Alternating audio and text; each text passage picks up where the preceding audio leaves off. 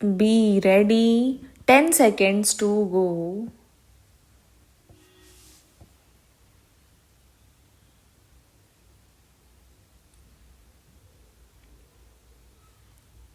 Start. India as perhaps the one most responsible for converting the concern about environment from a concern of the affluent and elite to the concern of the poor and for the poor.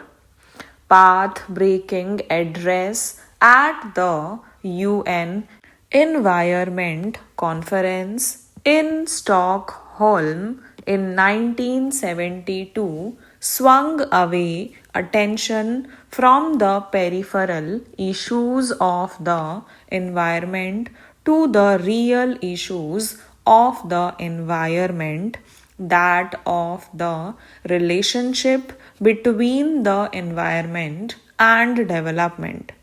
It is therefore appropriate that this award has been named after her.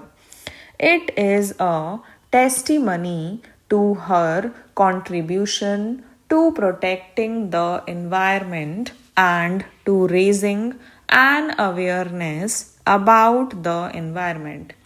Today, we need much more systematic study about how the environment links with development.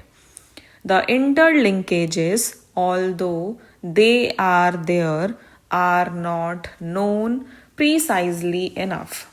The connection between the specific or causative factors such as degradation in or deforestation and how that affect the long term prospect or how that really affect the environment is still not known precisely enough to be assigned a specific economic value so that it can be measured and countered each plan or in each project. No further study is required to see that degradation of the environment also reduces development and degrades development. That is known and established, and nobody today needs convincing of that. What we need to look at is to see how conservation consolidates and reinforces the process of growth. And this must become the basic parameter of our measurement. Instead of looking negatively, we should start looking positively and see how environment contributes to the development process. We must both increase scientific knowledge on environmental matters and at the same time we should enhance awareness amongst planners, technocrats, bureaucrats, all our people at large. In Parliament, there is already a very clear and unambiguous sensitization to the issue. Just a few years ago, the environment was something that stopped development, that caused problems for all MPs. Today, that has changed, and it is, in fact, just the reverse, with MPs raising questions on clearance of projects where there are still some problems on the environmental side.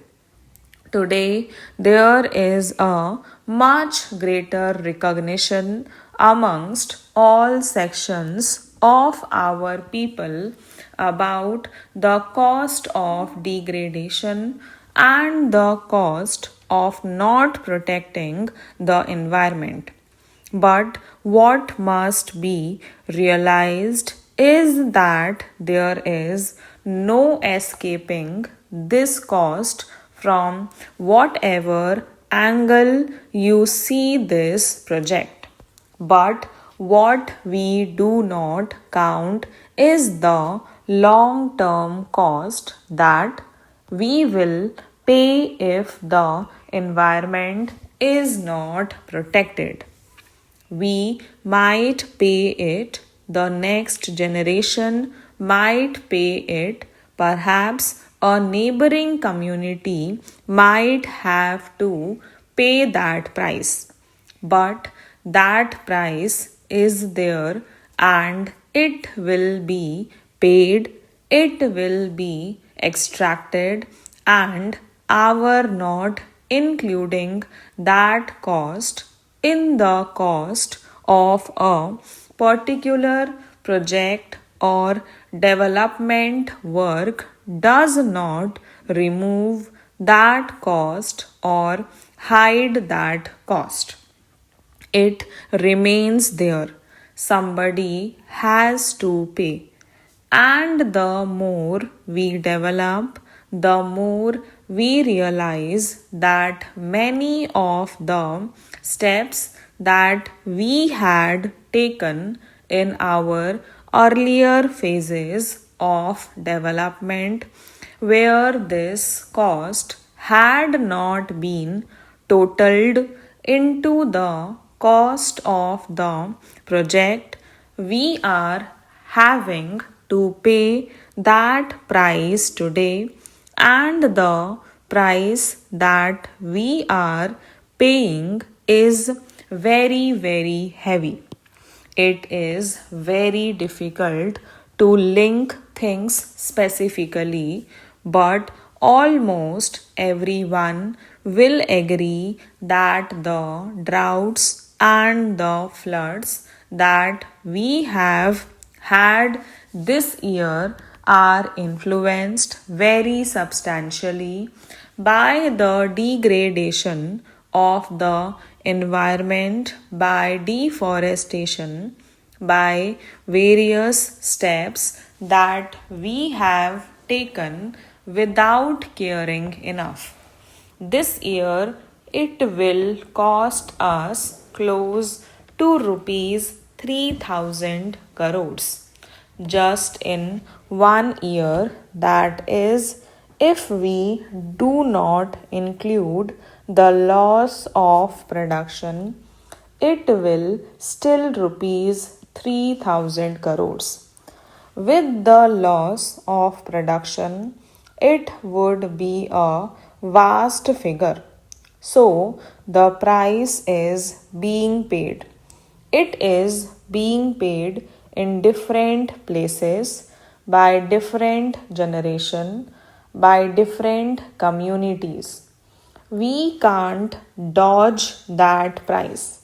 The decision and the studies that are required are on how to include that price in the initial conceptualization of the project so that we know that what we are actually getting in terms of value for money for a particular project. We still don't know this accurately enough. We took one step in the South Asian Association for Regional Cooperation when we asked for a regional study on the degradation of the environment, its effects, its causes, and its cost.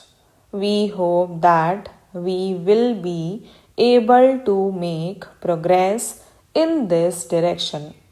We hope that the society will help us in looking into these aspects.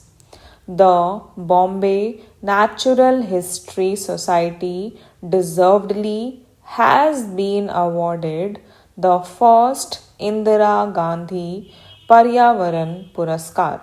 The society, for over a century, has taken remarkable pioneering initiatives decades ahead of its time in making continuing and invaluable contribution to our knowledge of India's flora and fauna. The society has undertaken fundamental research. Its collections constitute a repository of basic knowledge about ourselves and our country. Today, we pay with this award our highest tribute to Dr. Salim Ali also. Stop.